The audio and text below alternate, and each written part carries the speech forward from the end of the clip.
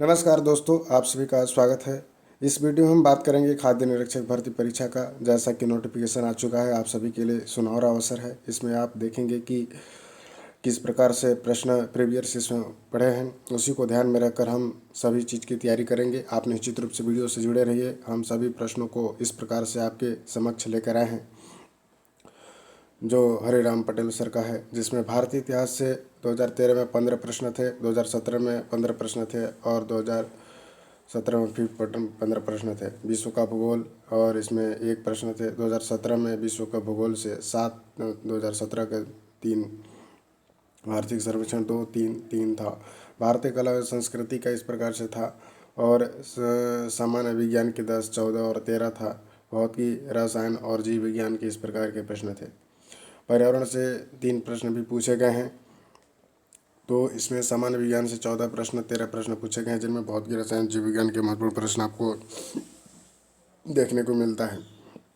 तो इसका जो है पर्यावरण से तो नहीं था। संविधान से आपका 30 क्वेश्चन था। गणित से 30 क्वेश्चन आपके रहेंगे। गणित और रीजनिंग का कुछ प्रश्न इसमें देखा जा सकता है। समसामयिक ज्ञान के 50 खेल से 8 थे, 33 7 है, 50 खेल से थे 9 खेल से थे। तो समसामयिक ज्ञान से भी महत्वपूर्ण प्रश्न बन रहे हैं। जितने भी महत्वपूर्ण प्रश्न हैं, तो इसमें खाद्य निरीक्षक भर्ती परीक्षा में समसामयिक ज्ञान को अच्छे से आपको देखना होगा। इसी के साथ ही कंप्यूटर से 20 क्वेश्चन और अधिनियम से 30 क्वेश्चन इसमें दिए गए हैं। कुल टोटल आपका 50 होगा, तो 30 क्वेश्चन ही अधिनियम से आएंगे। तो 200 में जो अगर हम बात करें प्रीवियस 2017 का जो कटअप गया था, वह इस प्रकार से इसका कटअप गया था कि 200 में से 145 प्लस जनरल का गया था और इसी में से ओबीसी का 140 गया था। तो आपको कम से कम 60-65% लाना पड़ेगा, तभी जाकर इस प्रकार की एग्ज़ाम आप अच्छे से कर सकते हैं। अब हम इसके महत्वपूर्ण वीडियो के बारे में बात करेंगे। इसका जो है ओल्ड पेपर 2017 का, उसके आंसर की हम आपके समक्ष प्रस्तुत कर रहे हैं। फिर उसी के एनालिसिस करेंगे और किस प्रकार से आगे बढ़ना है इसकी चर्चा भी हम करेंगे। किस पुस्तक से पढ़ें इसकी चर्चा भी हम करेंगे। ठीक है, तो पुस्तक भी आपको देख। तो फ्रेंड्स, हम बात कर रहे हैं सामान्य ज्ञान के पृथ्वी और वायुमंडल के भाग जो जीवन का आधार होता है। इसमें प्रश्न पूछा गया था 2017 के पेपर है फ्रेंड। इसमें आपको देखा जाएगा कि प्रीवियस इसका किस प्रकार से प्रश्न था, उसका आंसर क्या हो सकता है। और इस प्रकार के महत्वपूर्ण जो प्रश्न आपसे पूछे जाएंगे, उसका आंसर फूड इंस्पेक्टर में ध्यान में रखकर इसी के आसपास सभी प्रश्नों को आपको पढ़ना होगा और अच्छे से तैयारी कीजिए। इस बार बहुत सा पोस्ट आया हुआ है, तो इसमें आप सिलेक्शन ले सकते हैं। आपको टारगेट बनाना है कि 200 में से 150 प्लस लाना है, तो सभी चीज़ों को आपको अच्छे से पढ़ना होगा। बुक्स की अगर हम बात करें तो हरिराम पटेल सर का महत्वपूर्ण बुक्स होते हैं। इसके साथ ही आप कुछ ऐसे बुक्स पढ़ सकते हैं जो कि प्रमाणिक पुस्तक के रूप में आप जानते होंगे, जैसा कि वीडियो में दिखाया गया है। और हमारे चैनल को प्ले लिस्ट में भी कई प्रकार की वीडियो हैं, उससे भी देखिए, काफ़ी महत्वपूर्ण लाभ होगा। और आप लोग सहयोग बनाए रखिए। पृथ्वी और वायुमंडल का भाग जो जीवन का आधार प्रदान करता है, उसे हम बायोस्फीयर कहते हैं। ऑक्सीजन रहित रुधिर किसके द्वारा लिया जाता है? इसका राइट ऑप्शन हो जाएगा फुफ्फुस धमनी के द्वारा। रेबीज वैक्सीन बनाने वाले प्रथम व्यक्ति का नाम बताइए, तो इसका राइट ऑप्शन हो जाएगा पाश्चात्य था। नेक्स्ट पूछा गया था इस प्रकार से मिलान करने के लिए इलेक्ट्रॉन की खोज किसने की थी? प्रोटॉन की खोज तो आपने गोल्डस्टीन सभी लोग जानते होंगे। इलेक्ट्रॉन के जे थॉमसन भी जानते होंगे। न्यूट्रॉन को चैडविक भी जानते होंगे। पॉजिट्रॉन के एंडरसन होता है और मिसान का आपका इवाका होता है। इस प्रकार से ऑप्शन आप देख पा रहे होंगे कि 1 का 3 हो जा रहा है। इलेक्ट्रॉन का जे थॉमसन, इलेक्ट्रॉन का जे थॉमसन होगा और प्रोटॉन का गोल्डस्टीन होगा, न्यूट्रॉन का चैडविक होगा और इसमें पॉजिट्रॉन जो देख रहे हैं आपका 2 एंडरसन होगा और मिसान का आपका 4 यानी कि इवाका होगा। इस प्रकार से साइंस से महत्वपूर्ण प्रश्न पूछे जाते हैं। नेक्स्ट प्रश्न पूछा गया था कि दिल्ली के तुर्की सुल्तानों के शासनकाल में दासत्व संस्था के संबंध में रचित कीर्ति सियासतनामा का लेखक निम्नलिखित में से कौन था? तो सियासतनामा का लेखक जो था निजामुल मुल्क तुसी। इसका राइट ऑप्शन बी ऑप्शन होगा, निजाम मुल्क तुसी। सीजी व्यापम द्वारा जो ऑफिशियल आंसर की लिया गया था, उसी का आधार पर यह प्रश्न आपसे समझ लिया जा रहा है। सभी प्रश्न ऑफिशियल आंसर से लिए गए हैं। निम्नलिखित में से किस दिल्ली सुल्तान ने उत्तरी भारत में टका और जिंतल जैसे नए सिक्कों का प्रारंभ किया था? तो इसका राइट ऑप्शन हो जाएगा इल्तुतमिश ने जारी किया था। निम्नलिखित में से किन जिलों के बीच चौसा का युद्ध लड़ा गया था? चौसा का जो युद्ध था वह लड़ा गया था हुमायूं और शेरशाह के बीच लड़ा गया था। ठीक है, तो आप इससे भी ध्यान दे सकते हैं कि हुमायूं और शेरशाह के बीच जो चौसा का युद्ध लड़ा गया था मुगल काल में फौजदार निम्नलिखित में से किस इकाई के प्रशासन का प्रमुख होता था? तो मुगल काल में अगर हम फौजदार की बात करें तो इसकी इकाई का प्रमुख होता था, वह सरकार के अंतर्गत आता था। भारतवर्ष में 2017-18 की वित्तीय वर्ष के प्रथम तिमाही में सकल घरेलू उत्पाद में कितनी आर्थिक वृद्धि दर रिकॉर्ड की गई थी? तो इसका राइट ऑप्शन, इस प्रकार के करंट अफेयर से 50 प्रश्न पूछे जा रहे हैं, तो आपको इसको ध्यान में रखते हुए अध्ययन करना होगा। 5.7%। भारतीय अर्थव्यवस्था के द्वितीय क्षेत्र का कौन सा अंग नहीं है? तो कई बार एग्जाम में पूछा गया है। खनन या उत्खनन जो होता है, खनन उत्खनन, जलापूर्ति, विद्युत गैस जलापूर्ति, विनिर्माण। ठीक है, भारतीय अर्थव्यवस्था के द्वितीय क्षेत्र का कौन सा अंग नहीं है? तो खनन उत्खनन जो होता है आपका यह प्राथमिक क्षेत्र के अंतर्गत आता है। कृषि वानिकी खनन उत्खनन के अंतर्गत आते हैं प्राथमिक क्षेत्र, और इसमें विद्युत एवं जलापूर्ति, विनिर्माण ये द्वितीय क्षेत्र के अंतर्गत आते हैं।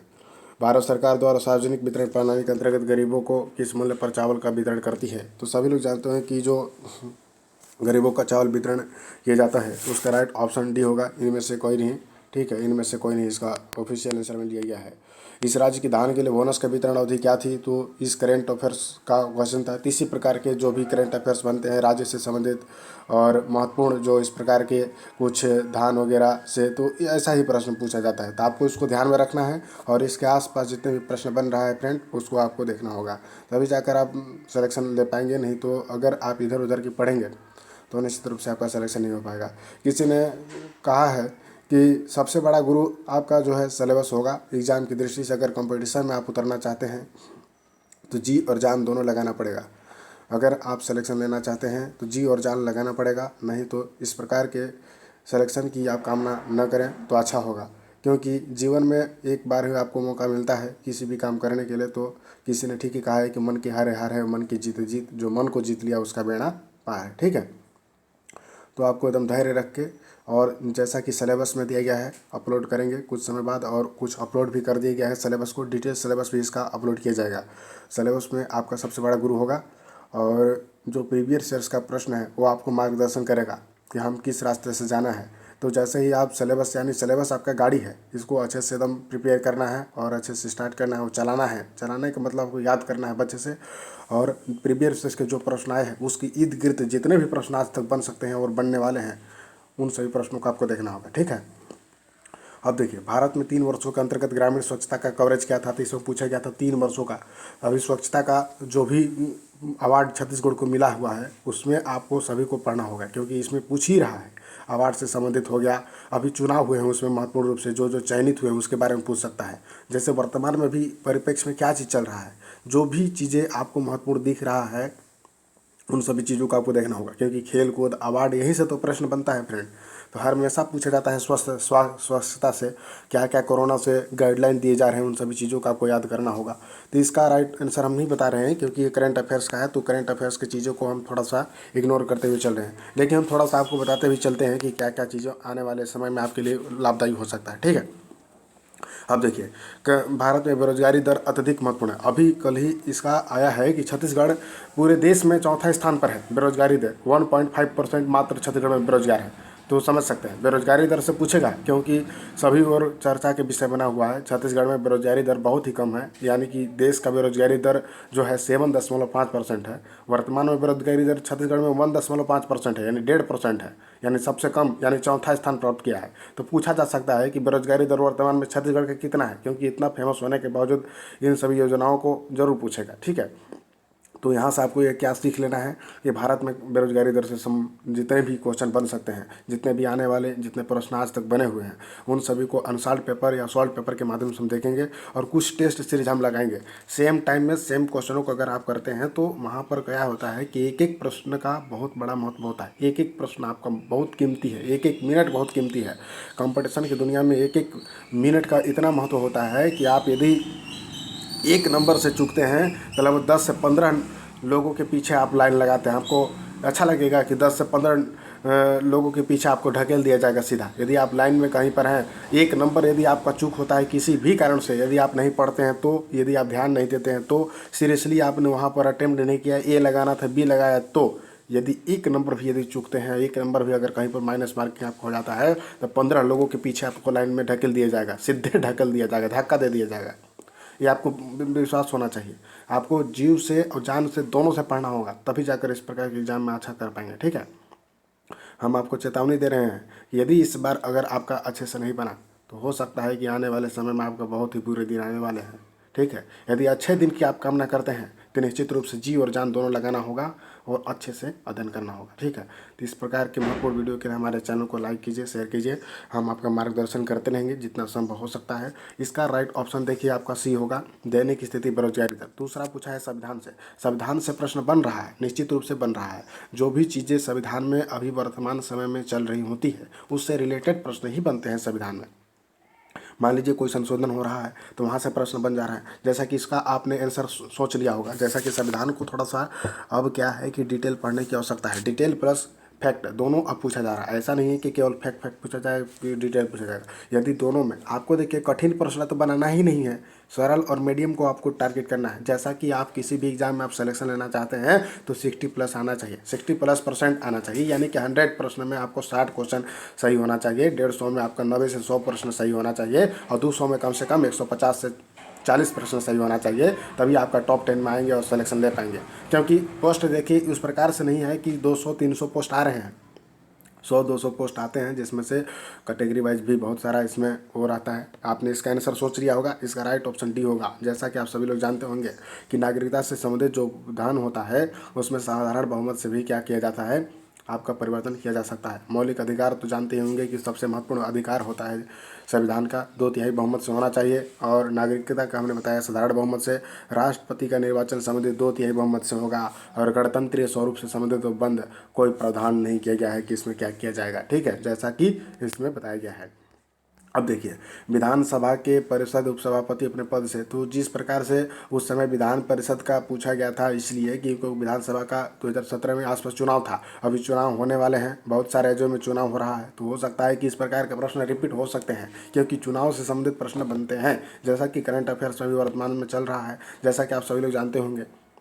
ठीक है, तो हमने एनालिसिस इस प्रकार से कर रहे हैं कि आपको केवल पढ़ना है, आपको जाकर पूछने और करना है। तो यहाँ पर विधानसभा दिया है, विधानसभा से आज तक जितने भी प्रश्न बन रहे हैं उसको जाकर देखिए। ठीक है, तो इसका डी ऑप्शन करेक्ट होगा फ्रेंड। जैसा कि आप जान पाते होंगे या पढ़ा होगा कि जो एक संकल्प द्वारा लिया जाता है, राज्य विधान परिषद का उपसभापति अपने पद में कैसे पदमुक्त किया जाता है। एक संकल्प के द्वारा 14 दिन पूर्व उसकी सूचना देनी पड़ती है, और इसमें क्या है कि परिषद को तत्कालीन कुल सदस्यों के बहुमत से उसे क्या करना पड़ेगा, पदमुक्त करना पड़ेगा। नाम बताइए। 1956 में आंध्र प्रदेश का प्रथम मुख्यमंत्री नियुक्त किया गया था। 2 बार लोकसभा की स्पीकर रहे हैं, जो 1 बार राष्ट्रपति का चुनाव जीत नहीं। ये तो सभी लोग जानते होंगे कि दूसरी बार निर्विरोध राष्ट्रपति भारत के इतिहास में केवल एक ही हैं। कौन है? तो इसका राइट ऑप्शन NS रेड्डी होगा। रेड्डी जी हैं। ठीक है, तो 48 सॉरी इसका बी होगा। ठीक है, बी तो ही है, NS रेड्डी। NS रेड्डी जो हैं 2 बार जो है लोकसभा की स्पीकर भी रहे हैं और निर्विरोध राष्ट्रपति चुने गए थे भारत के इतिहास में। मोरारजी देसाई ने मंत्रिमंडल में मंत्री नियुक्त नहीं किया था, ये भी कथन सत्य है। तो उतना आपको नहीं देखना है, देखना है कि इतने कथनों के बाद कौन सा अच्छा हो सकता है। तो इसमें आप तो सभी लोग जानते हो कि निर्विरोध राष्ट्रपति भारत के इतिहास में एक ही हुए हैं, NS रेड्डी। अब देखिए छत्तीसगढ़ के इतिहास से महत्वपूर्ण प्रश्न है कि किस तिथि को भारत के राष्ट्रपति द्वारा मध्य प्रदेश पुनर्गठन अधिनियम हस्ताक्षरित हुआ और जिसके द्वारा ये राज्य अस्तित्व में था। 49 का करेक्ट ऑप्शन डी होगा, सॉरी बी होगा, 28 अगस्त 2000 को। हम आपको यह बताना की कोशिश कर रहे हैं फ्रेंड कि जो प्रश्न आ रहे हैं वो CGPSC के अंतर्गत जितने भी आज तक एग्जाम हुए हैं उसको तो आपको देखना होगा। सॉल्ड आंसर ले लीजिए किसी भी कोचिंग संस्थान का, जैसा कि उसमें आपको आंसर भी दिया रहेगा और क्वेश्चन भी दिया रहेगा। उसके साथ ही उन प्रश्नों को आपको नोट्स बनाना है। नोट्स हम उन्हीं प्रश्नों को बनाएंगे जिसका हम याद नहीं कर पाते हैं या कठिन है या जो बार बार पूछे जाते हैं। नोट्स का मतलब यह होता है विशेष रूप से ध्यान दिए जाने में योग्य तथ्यों को हम सम्मिलित करेंगे, उसे ही नोट्स कहा जाता है। कई लोग नोट्स में क्या होता है फ्रेंड कि सभी चीज़ों को लिख लेते हैं, तो ऐसे काम नहीं चलेगा। यदि आपको सफलता प्राप्त करना है तो निश्चित रूप से जीवन में आपको कुछ दूसरा करना पड़ेगा। जो सब लोग कर रहे हैं अगर वही करेंगे तो आपको भी वही मिलेगा जो सब लोग को मिलता है। लेकिन यदि आप जीवन में कुछ अलग चाहते हैं तो अलग करना पड़ेगा। ये मंत्र आपको मैं दे रहा हूँ, अगर कुछ अलग करना है, अलग कुछ पाना है, अलग करना पड़ेगा, अलग दिखना पड़ेगा, अलग होना पड़ेगा। चाहे कुछ भी हो जाए, लोगों को छोड़ना पड़ेगा या लोगों से हटना पड़ेगा, या अपने आप को हट जाइए या उसको हटा दीजिए। जीवन में आगे बढ़ना है तो निश्चित रूप से एक जो है स्थान को छोड़कर दूसरे स्थान पर जाना है तो पहले वाले स्थान को आपको छोड़ना पड़ेगा। ये मंत्र आपको याद होना चाहिए कि जीवन में परिवर्तन ही जीवनशील है। जिसके जीवन में परिवर्तन नहीं है वो निश्चित रूप से क्या है, मरा हुआ मान लिया गया है। शास्त्रों में ऐसा कहा जाता है कि जीवन में परिवर्तन जरूरी है और परिवर्तन के लिए आपको आगे बढ़ते रहना होगा। इसीलिए कहा गया है कि जो व्यक्ति यदि सफलता पाना चाहता है उसको क्या है कि जीवन के हर कठिनाइयों से, हर संघर्षों से आपको बढ़ना पड़ेगा। कहा भी गया है कि यदि रास्ते में कोई तूफान आ रहा है तो हमें आँख फाड़ कर उसी दिशा में चलते नहीं जाना है, थोड़ी देर के लिए हमें इंतज़ार करना है, पूरी आँख मूंद कर, ठीक है, इसके बाद हमें चलना है। तो ये देखिए बुद्धिमानी की बात होती है कि यदि आप सिलेक्शन लेना चाहते हैं तो निश्चित रूप से हमारे चैनल से जुड़ सकते हैं। आपका हम भरपूर सहयोग करेंगे, आपका मार्गदर्शन करेंगे, ठीक है। तो इसका आंसर आपने जान लिया होगा। इसका राइट ऑप्शन डी होगा, चंदैनी गोचा। कई बार एग्जाम में पूछा गया है। कभी कभी मोटिवेशन की चीज़ें आपके लिए काफ़ी महत्वपूर्ण होता है। जैसे कि आप सभी लोग रामायण देखते होंगे तो हनुमान जी को जब याद नहीं रहता है तो वहाँ पर जो जामवंत जी रहते हैं वो बताते हैं कि हे हनुमान, आप विद्या के अतुल सागर हैं, इसी के साथ साथ आप सभी ज्ञानों के ज्ञाता हैं और आप बलधारी हैं। अपने ज्ञान को, अपनी बुद्धि को जागृत कीजिए और उस मंत्र को जागृत कीजिए जिसके माध्यम से आप इस कार्य को सिद्ध कर सकते हैं। आपके अंतर्गत वो छुपा हुआ है, उसी चीज़ को आपको जागाना है।